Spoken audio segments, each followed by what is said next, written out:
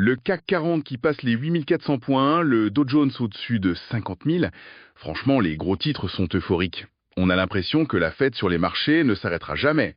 C'est vrai, l'ambiance est à la célébration. Mais, pendant que tout le monde regarde ces sommets, on a sous les yeux une analyse d'Europix qui pointe un tout petit signal, presque invisible, et qui raconte une histoire complètement différente. Et c'est ça qui est passionnant.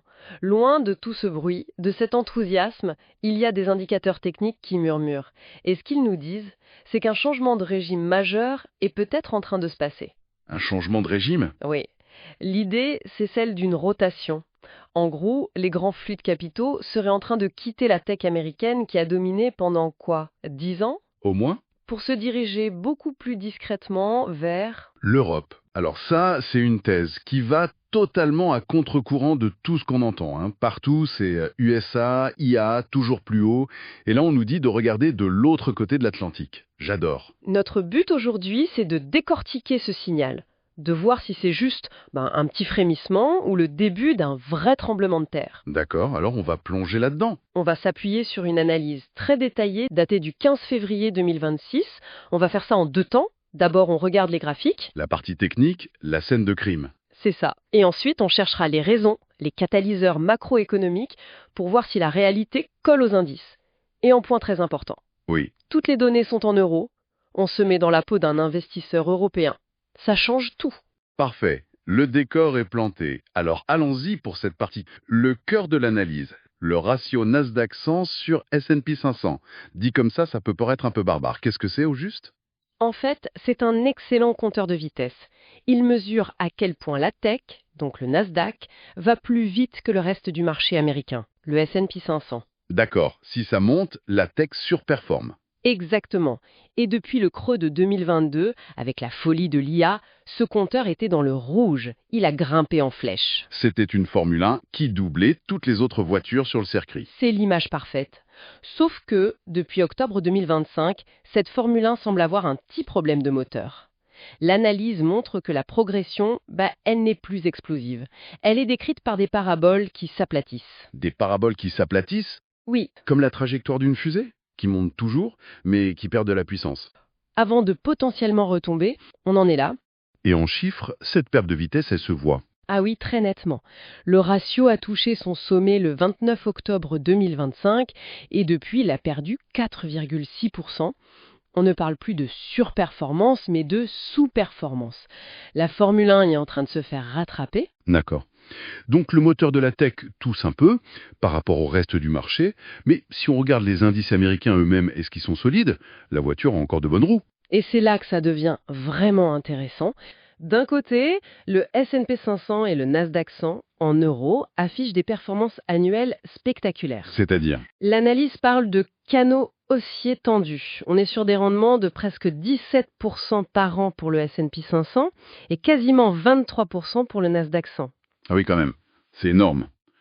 Mais alors, où est le piège? Le piège, il est dans leur position actuelle. Imagine une voiture de course qui a battu des records de vitesse, mais qui roule maintenant sur la bande d'arrêt d'urgence. D'accord, je vois l'image. C'est un peu ça. Les deux indices sont dans la partie très très basse de leur canal de croissance. Ils sont collés à leur support technique, la ligne qui soutient leur tendance. Et cette marge de sécurité, elle est de combien? Pour le S&P 500, elle n'est que de 4,1%. Et pour le Nasdaq 100, c'est encore plus fragile, seulement 3,6%. C'est très très peu. En gros, ils n'ont quasiment plus le droit à l'erreur en fait. C'est exactement ça. Et l'analyse souligne un fait qui est un peu passé sous les radars.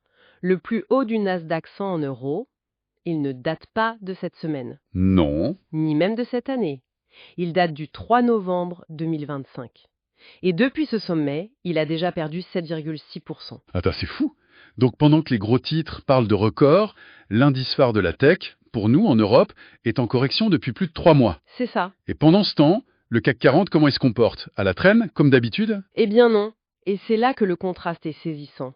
Le canal de croissance du CAC 40 est beaucoup moins impressionnant, l'article le qualifie de mou, D'accord. mais, et c'est le point fondamental, il se situe lui tout en haut de son canal. Sa marge de sécurité au-dessus de son support est de 12,7%. 12,7%, c'est presque 3 fois plus de marge que pour les Américains. Voilà, la position est beaucoup plus confortable. Donc on a les US sur le fil du rasoir Et l'Europe qui a de la marge. Est-ce qu'il y a un autre indicateur qui confirme cette idée de passage de relais? Oui, et c'est ce qui rend la thèse si convaincante. C'est le ratio miroir, CAC 40 divisé par S&P 500. D'accord. Et là, on a la configuration exactement inverse de celle de la tech. On voit une série de paraboles qui descendaient, Et qui semblent avoir touché un fond. un point bas. Et qui veulent repartir vers le haut. Je vois. On a un graphique qui crie sommet pour la tech US et un autre qui murmure creux pour l'Europe face aux US. Vous avez tout résumé. Ce ratio européen a touché un plus bas en novembre 2024. Et il a déjà rebondi de plus de 15% depuis. La convergence de ces deux signaux, c'est l'indice principal. L'indice d'une grande rotation transatlantique qui se met en place sous nos yeux. C'est ça. Le tableau technique est assez parlant, c'est vrai. Mais ce qui me fascine toujours, c'est la mécanique derrière. Un graphique, ça ne bouge pas tout seul. Qu'est-ce qui, dans l'économie réelle, pourrait pousser des milliards à faire ce grand écart? C'est la question essentielle. L'analyse identifie 5 catalyseurs, 5 raisons fondamentales. Et la première est assez surprenante. C'est l'inflation américaine. Surprenante. Parce que les derniers chiffres étaient plutôt bons, non? On était sous les 2,5%, tout le monde a applaudi. En surface, le chiffre de janvier est bon. L'indice des prix, le CPI, est à plus 2,4% sur un an.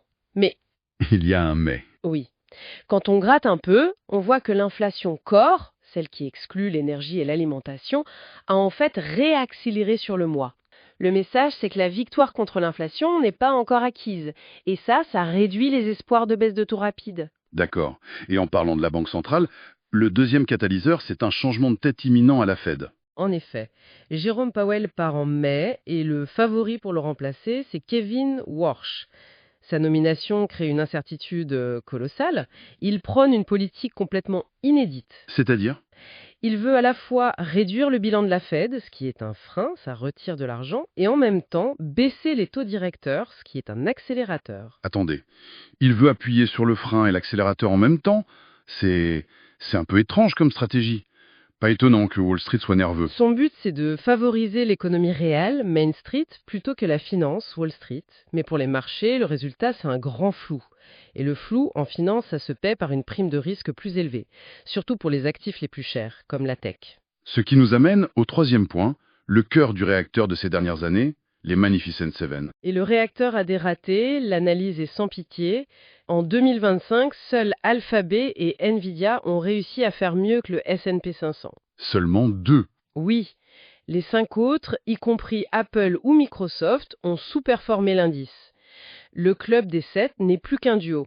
La concentration est encore pire qu'on ne le pensait. Et surtout, elle est moins justifiée, parce que leur croissance, autrefois stratosphérique, commence à ralentir. Elle se rapproche de celle du reste du marché. On attend 18% de croissance des bénéfices pour eux en 2026, contre 13% pour les 493 autres boîtes du S&P 500. L'écart se resserre. Voilà. Et la question devient, pourquoi payer une prime de luxe pour une croissance qui devient presque normale? Vous mettez le doigt dessus. Et ça nous amène au quatrième catalyseur que l'analyse appelle la fatigue de l'IA. Après l'euphorie, le marché demande des comptes. Il veut un retour sur investissement. Les géants du cloud vont dépenser plus de 600 milliards de dollars en 2026. C'est colossal. C'est astronomique. Mais on a vu Microsoft chuter en bourse malgré des résultats excellents, simplement parce que ses dépenses étaient jugées trop élevées. C'est un changement de mentalité. C'est le passage de la lune de miel au moment où il faut commencer à payer les factures en somme. C'est ça. Le marché ne récompense plus l'investissement dans l'IA, il commence à sanctionner l'absence de rentabilité. Et pendant que l'Amérique fait ses comptes, l'analyse pointe un 5e facteur, l'Europe. Ah, le fameux réveil européen. On l'entend depuis des années, celle-là. Qu'est-ce qui a changé? 2 choses très concrètes, selon l'analyse. D'abord, l'Allemagne, le moteur, vient de lancer un plan de relance de 500 milliards d'euros sur 10 ans. C'est un stimulus massif. D'accord. Et en parallèle, en France, par exemple, la saison des résultats d'entreprise est excellente. Michelin, Hermès, que des publications très solides. Et le fait que nos indices soient moins exposés à la tech, ce qui était une faiblesse, devient une force. Je vois.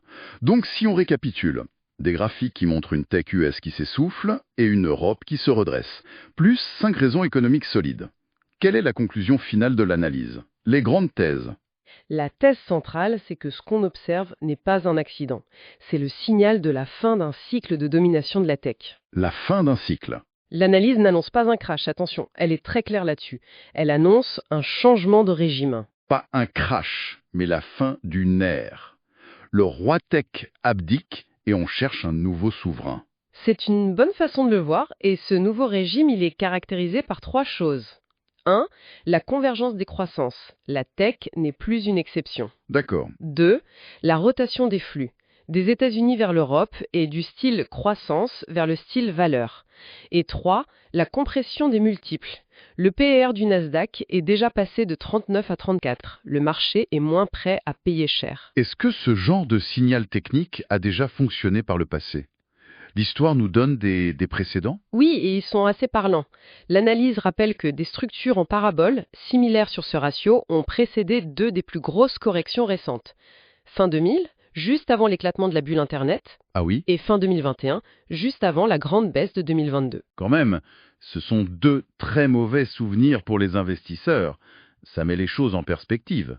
Ça n'implique pas que l'histoire va se répéter à l'identique, bien sûr, mais ça suggère qu'il faut être extrêmement vigilant. D'accord, c'est très clair.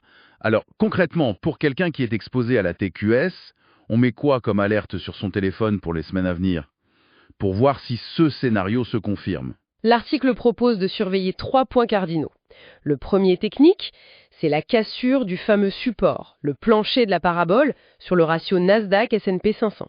Si on passe en dessous, ça accélère. Ça pourrait accélérer brutalement, oui. Le deuxième est fondamental et il est lié à une seule entreprise. Ce sont les résultats de Nvidia, le 25 février. Le test ultime. C'est le porte-drapeau de l'IA, le dernier des magnificents, à publier. Une déception de leur part pourrait être le catalyseur d'une correction plus large. Et le troisième point à surveiller, il est de ce côté-ci de l'Atlantique. Exactement. C'est le franchissement durable des 8400 points sur le CAC 40. Si l'indice s'installe confortablement au-dessus, ça validerait la thèse de la force relative de l'Europe. Et face à tout ça, l'analyse ne dit pas de tout vendre et de courir aux abris. Non, pas du tout. L'idée est d'adopter une prudence tactique. Ça peut vouloir dire rééquilibrer un peu son allocation, Moins d'US, plus d'Europe. par exemple. Ou alors au sein même du marché américain, diversifier vers des ETF value ou équipondérés pour ne pas être surexposé aux quelques géants de la tech. Et bien sûr, surveiller le risque de change. Pour résumer, ce qui ressort de cette analyse, c'est ce signal faible, presque caché derrière l'euphorie ambiante. Un ratio qui montre que la locomotive de la tech s'essouffle, et des fondamentaux qui semblent confirmer la tendance. L'idée d'une rotation des États-Unis vers l'Europe, de la croissance vers la valeur, semble de plus en plus plausible. C'est exactement ça. Il ne s'agit pas d'une recommandation, évidemment, mais d'une invitation à écouter les signaux faibles avant qu'ils ne deviennent évidents pour tout le monde. C'est une image puissante. Et ça soulève une dernière question pour la route. L'analyse se concentre sur la rotation USA-Europe. Mais si les capitaux cherchent vraiment à fuir cette concentration technologique pour trouver de la valeur, on peut se demander où d'autres pourraient-ils aller. Est-ce que ce n'est pas le début d'un rééquilibrage beaucoup plus large vers d'autres marchés, d'autres secteurs, restés pendant des années dans l'ombre immense des Magnificent Seven?